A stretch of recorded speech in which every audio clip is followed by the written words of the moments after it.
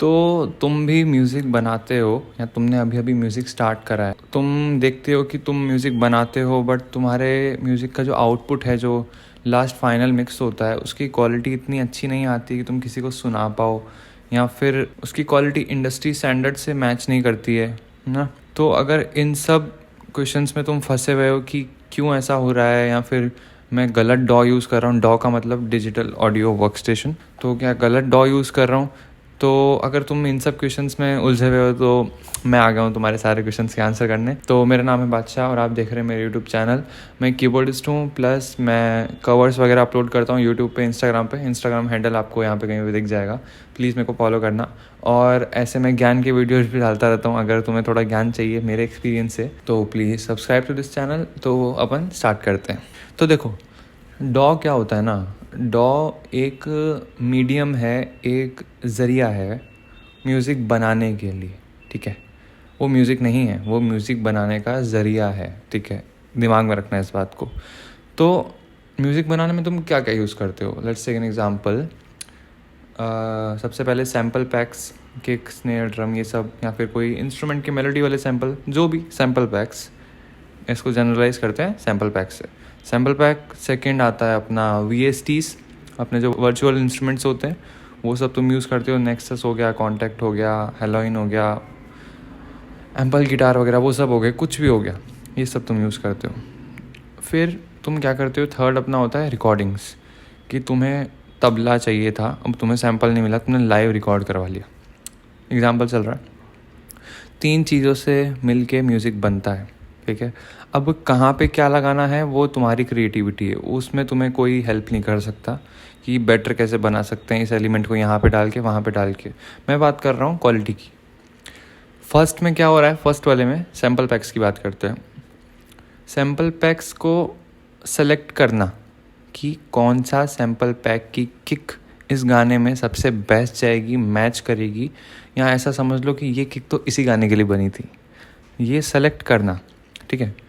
दूसरा VSTs, गाने की वाइब के हिसाब से, या फिर ज़बरदस्ती इफ़ेक्ट्स ना लगे हों उन VST, उन टोन्स में जो तुम यूज़ करने वाले हो। जैसे पियानो, उसमें बहुत सारा रिवर्ब है, तुम्हें सुनने में अच्छा लग रहा है, बट वो जब मिक्स इंजीनियर के पास जाएगा ना तो वो तुम्हें गाली देगा कि भाई उसका काम है वो सब करना, तुम उसको करके मत दो ना।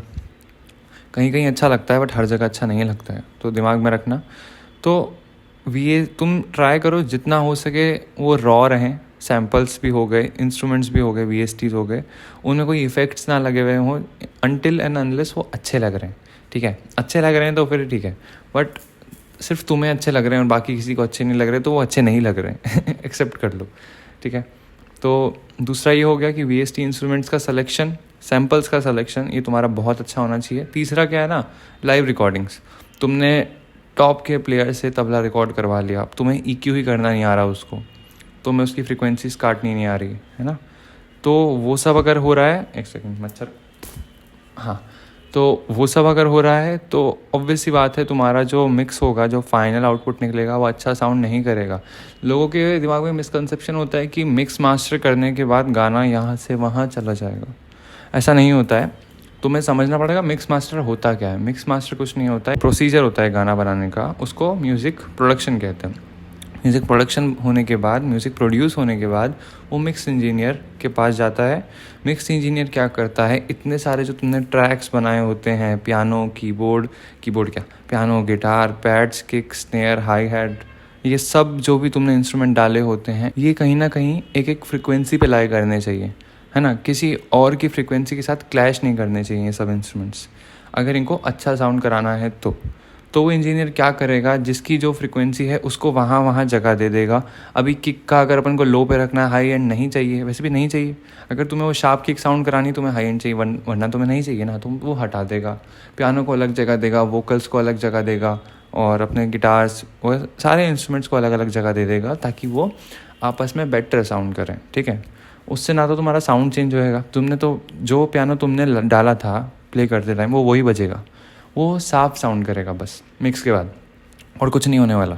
तो दिमाग से निकाल लो कि मिक्स होने के बाद मेरा गाना यहाँ से यहाँ चला जाएगा, वो यहाँ से थोड़ा यहाँ चला जाएगा, क्योंकि वो क्लीन साउंड करेगा, वो मिक्स्ड ब्लेंडेड साउंड करेगा एकदम आपस में सारे इंस्ट्रूमेंट एक दूसरे के लिए बने हैं ऐसा साउंड करेगा। बट अगर साउंड सिलेक्शन ही बकवास है तो वो मिक्स इंजीनियर भी कुछ नहीं कर पाएगा, ठीक है।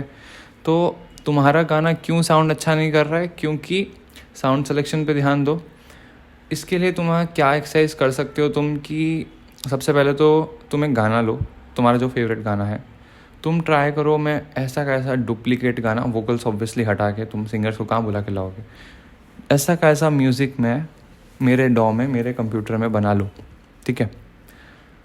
अगर तुमने वो सेम टू सेम बना लिया तो तुम्हारे ईयर बहुत अच्छे से ट्रेन हो चुके हैं, क्योंकि वो जो गाना बनाया तुम्हें नहीं पता किसने बनाया है, कैसे बनाया है। किसने बनाया है वो तो लिखा आ जाएगा यूट्यूब पे, बट कैसे बनाया है वो तुम्हें कोई नहीं बताने वाला अनटिल एंड अनलेस कि वो तुम्हारा दोस्त हो म्यूज़िक प्रोड्यूसर, है ना। तुम क्या करो कि वो गाना लो, उसमें जो किक यूज़ हुई है सेम टू सेम ट्राई करो अपनी किक को वैसा साउंड कराने की, अगर तुम्हें इतना आता है तो, या फिर वो किक कौन से सैम्पल में कहाँ से यूज़ हुई है वो सब ढूंढने का ट्राई करो। अगर तुम जब ये सब करने लग जाओगे ना तो देखो जो तुम्हारे सैम्पल पैक जो मिट्टी खा रहे होंगे ना अपने कंप्यूटर में, अपनी SSDs में, वो भी बाहर निकलेंगे। क्यों? क्योंकि तुम्हें वो वाला किक ढूंढना है जो इस गाने में यूज़ हुआ है, तो तुम कहीं ना कहीं ढूंढोगे उनको, यहाँ नहीं मिलेगा, कुछ और डाउनलोड करोगे, कुछ और डाउनलोड करोगे, ऐसे कर करके तुम्हारी ईयर ट्रेनिंग होने लग जाएगी, ठीक है। तो जब तुम ऐसा बना लोगे ना तो तुम्हारे कान इतने अच्छे ट्रेंड हो जाएंगे कि तुम्हें खुद से पता चल जाएगा कि ये गाने के लिए, अब नए गाने की बात कर रहा हूँ, ये गाने के लिए ये किक बेस्ट है, या मैं इसको थोड़ा और EQ कर दूंगा ये डालने के बाद तो मज़ा ही आ जाएगा। बट ये जो कबाड़ा है ये मैं डाल के मिक्स इंजीनियर को बोलूँ कि वैसा साउंड करा दे तो ऐसा कभी नहीं होने वाला, ठीक है। साउंड सिलेक्शन पे ध्यान दो।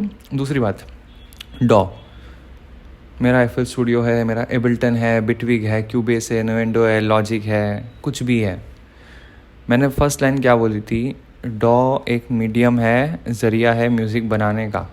डॉ डिजिटल ऑडियो वर्क स्टेशन खुद म्यूज़िक नहीं है, वो खुद से बना के नहीं देगा, ठीक है।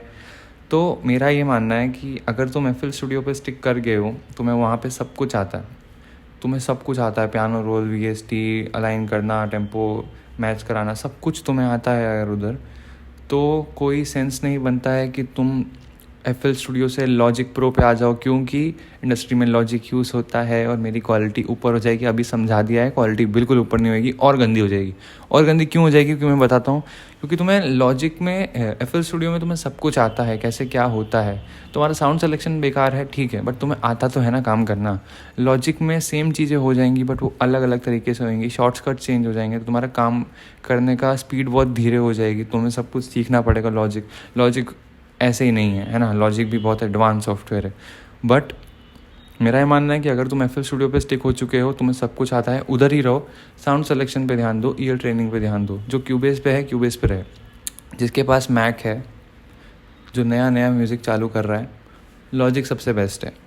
उसका यूज़र इंटरफेस अच्छा है इसलिए मैं बेस्ट है। आउटपुट चेंज नहीं होने वाला, मैं अभी बता रहा हूँ, बट उसका यूज़र इंटरफेस अच्छा है, सब कुछ अच्छा है। तो अगर तुम नया नया चालू कर रहे हो और तुम्हें एक डॉ चूज़ करना है, तुम अगर देखो ईजी मैं बताता हूँ, विंडोज़ पे हो क्यूबेस बेस्ट मानता हूँ मैं, बेस्ट। मेरे को बहुत पसंद था क्यूबेस जब मैं विंडोज़ पे था।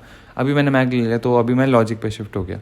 तो अपना अपना प्रेफरेंस होता है कि तुम्हें काम करने में किस में मज़ा आ रहा है, किस में तुम्हारा हाथ बैठ गया है, ना कि वो यूज़ कर रहा है तो मैं भी वो यूज़ करूँगा।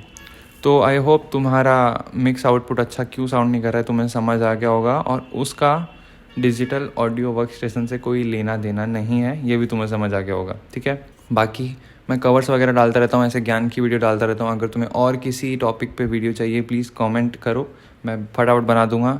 और कवर्स वगैरह सुनने के लिए मेरा यूट्यूब चैनल जो है सब्सक्राइब कर दो, बेल आइकन दबा दो। ऑलमोस्ट ऑल्टरनेटिव डे में वीडियो आ ही जाता है, ठीक है। चलिए नेक्स्ट वीडियो में मिलते हैं। आई होप आपको ये वीडियो अच्छा लगा हो, कुछ नया सीखने को मिला होगा। Thank you, bye bye.